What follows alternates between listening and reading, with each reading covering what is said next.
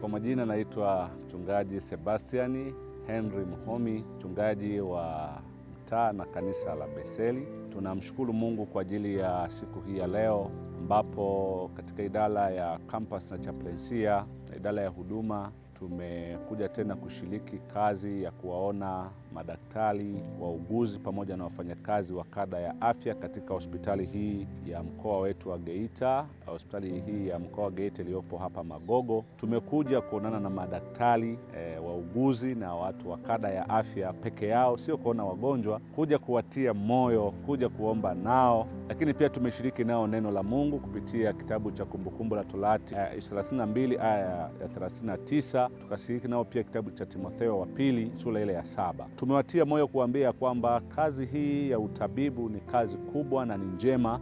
Wanashiriki kazi ya kutibu afya za watu, ila tumewakumbusha kwamba mponyaji ni Mungu. Wao wanatibu lakini Mungu anaponya.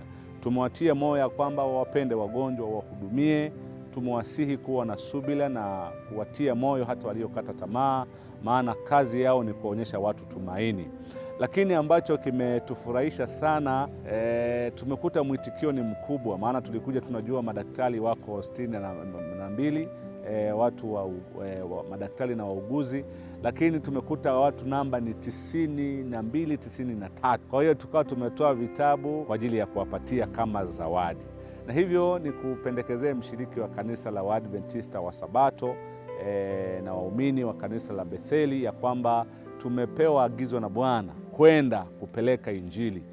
Tumekuwa tukifocus sana na wagonjwa, lakini safari hii tumeamua kwenda kuwaona wanaoshughulika na kuwatibu wagonjwa, maana wao wakipona wagonjwa pia watapona. Wao wakiwa na amani watawahudumia pia wagonjwa wakiwa na amani. Na hivyo ni kushukuru kwa namna ambavyo umeendelea kushiriki huduma hii. Mungu awabariki sana.